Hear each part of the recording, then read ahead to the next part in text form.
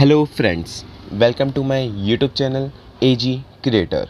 मैं उम्मीद करता हूँ आपको मेरी पहली वीडियो पसंद आई होगी। ये हमारी दूसरी वीडियो है। अच्छा, ये वीडियो मैंने आज सुबह सुबह शूट करी है। शूट करने से पहले मैंने न्यूज़ रीड कर रहा था, तो मैंने एक ऐसी न्यूज़ देखी, वो मैं आपके साथ डिस्कस करूँगा। वो काफ़ी इंटरेस्टिंग न्यूज़ है, शायद आप ट्राई करो। मतलब कुछ है ऐसा, वो मैं आपको उस वीडियो के लास्ट में बताऊँगा वो न्यूज़। तो आप वीडियो को लास्ट तक देखना ना भूलें। तो चलिए स्टार्ट करते हैं आज की डेली वोकैब्स। तो आज का हमारा पहला वर्ड है प्लंडर। प्लंडर मतलब the action of stealing from people और प्लेसेस स्पेशली ड्यूरिंग वॉर और फाइटिंग। मतलब लूटना, चोरी करना। बट कब? स्पेशली ड्यूरिंग वॉर और फाइटिंग के समय, जैसे वॉर के समय या लड़ाई के समय लूटपाट हो जाती है, जैसे दंगे हो जाते हैं, वहाँ पे लूटपाट भी होती है, तो उसे हम क्या होते हैं? प्लंडर। उसकी इंग्लिश क्या है? प्लंडर। सही है। आप इसकी हिंदी पढ़ सकते हो, लोगों से या जगह जगह से सामान की लूटपाट, विशेषतः युद्ध या दंगों में। ओके। सेकंड वर्ड है फ्लिंक। फ्लिंक का मतलब फेंकना। To throw somebody something suddenly and carelessly और विद ग्रेट फोर्स। ज़ोर से केयरलेसली किसी चीज़ को फेंकना। जैसे लाइक एग्जांपल से समझते हैं, he flung is coat on the floor. इनने अपने कोट को फ्लोर पे फेंका। फ्लंक मतलब केयरलेसली फेंका या कैसे भी। सो ये किस चीज़ को फेंकने को हम क्या बोलते हैं? फ्लिंग।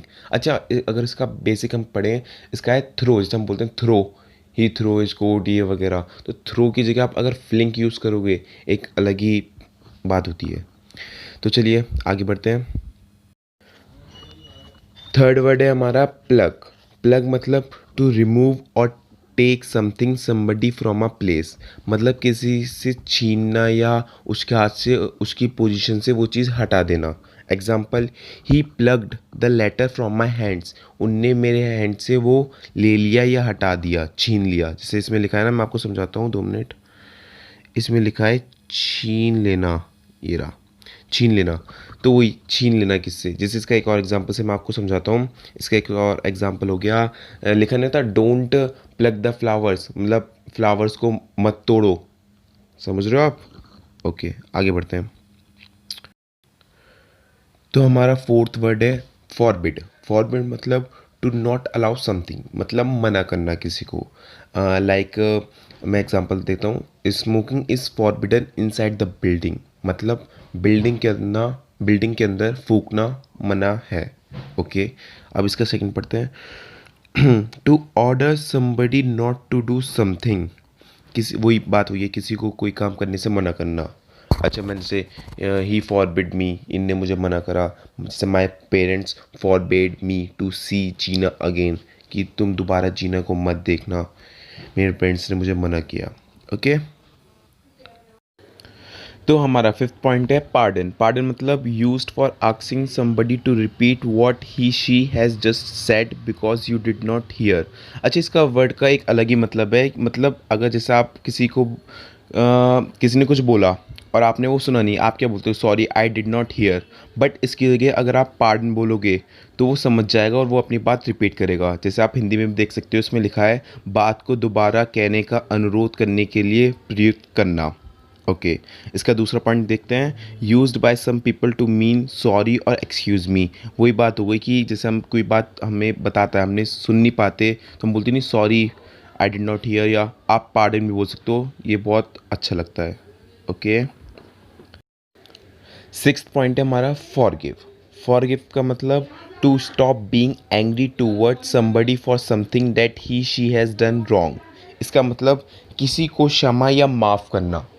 लाइक इसका एग्जांपल समझते हैं, I can't forgive him for his behaviour last night. मैं उसे लास्ट नाइट के बिहेवियर के लिए माफ़ नहीं कर सकता, कुछ हुआ होगा। Okay. Second, used for politely saying sorry. किसी को पोलाइटली मतलब प्यार से सॉरी बोलना। Forgive me for asking but where did you get that dress. पूछने के लिए माफ़ कीजिए, बट आपने ये ड्रेस कहाँ से ली? Okay, understand. सेवन पॉइंट है ओबे। ओबे मतलब to do what you are told to do, आज्ञा का पालन करना। ओबे आपको पता होगा पर बहुत कुछ है जिसे नहीं पता, तो इसका मैं बताता हूँ आपको। आज्ञा का पालन करना है, जैसे आई ओबे माई पेरेंट्स, मैं अपने पेरेंट्स का ओबे आज्ञा का पालन करता हूँ। अब इसका यहाँ का एग्जांपल देखते हैं। Soldiers are train to obey orders, sorry, soldiers train किए जाते हैं कि वो ऑर्डर्स का पालन करिए। Soldiers are train to obey orders. Okay, इसका जैसे यहाँ पे लिखा है अपोजिट भी लिखा है। अपोजिट क्या है इसका? डिसओबे। डिसओबे मतलब आगे का पालन नहीं करना। ओके, अच्छा, अगर आपको वीडियो अच्छी लगे तो प्लीज़ लाइक कीजिए।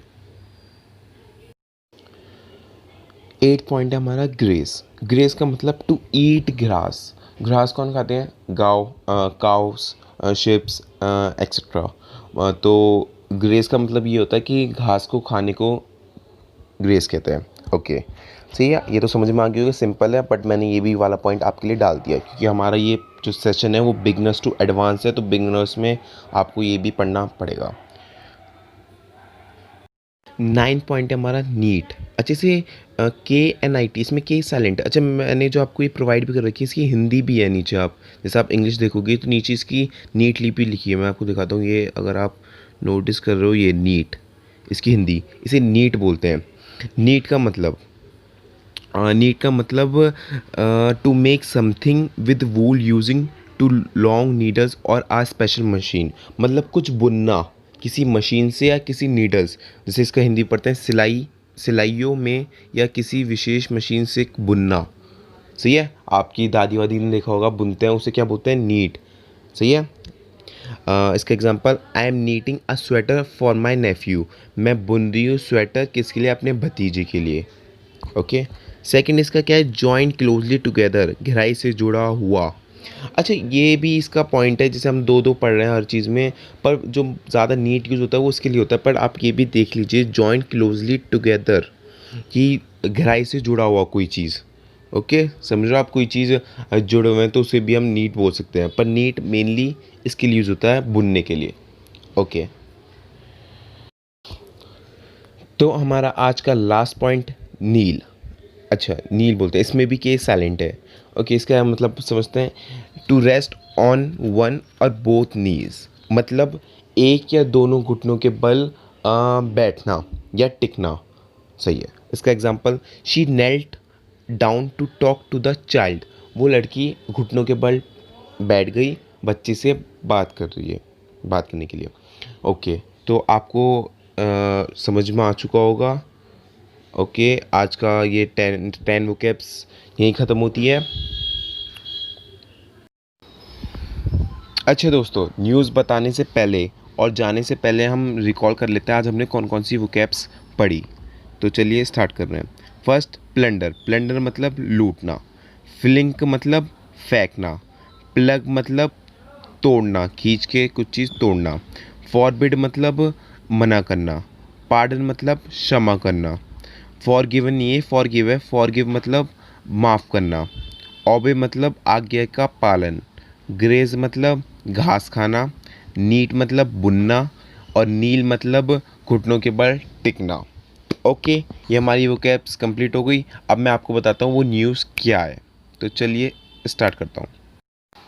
तो फ्रेंड्स, जिसका आपको बहुत देर से इंतज़ार का, वो ये न्यूज़ आ चुकी। वो न्यूज़ ये है कि ये वाली, the moon and 5 planets will be visible without a telescope on 19 July. Yes guys, आज 18 जुलाई है और कल है 19 जुलाई। 19 जुलाई को मून और 5 प्लैनेट विजिबल होंगे स्काई में, वो भी विदाउट अ टेलीस्कोप। अच्छे से पूरा पढ़ते हैं। अच्छा, इसमें क्या लिखा है? 5 प्लैनेट्स, आप देख सकते हैं इसमें लिखा है 5 planets, mercury, Venus, Mars, Jupiter and Saturn and the Christian moon will all be visible in the sky at the same time। अच्छा, कब? आप कल कब देख सकते हो उसे? ये देखेंगे before sunrise, 45 minutes before sunrise on Sunday 19 July. Okay, ये बात सच है। ये मैं आपको बताता हूँ, ये आर्टिकल कब का है? ये कैली एलन का है, 14 जुलाई 2020 का। ये बात सच है, तो आप ट्राई भी कर सकते हैं वो देखने का कि स्काई में आप देख सकते हो कि कल शायद, मैं तो ट्राई ज़रूर करूँगा कि सनराइज़ बिफोर सनराइज़ 45 मिनट्स पहले कि 5 प्लैनेट्स दिखाई देते हैं या नहीं। ओके गाइस, बस यही न्यूज़ थी। अगर इंटरेस्टिंग लगे हो तो आप लाइक कीजिए, और अगर वो कैप्स यूज़फुल लगे हो तो शेयर कीजिए। Thank you, bye bye.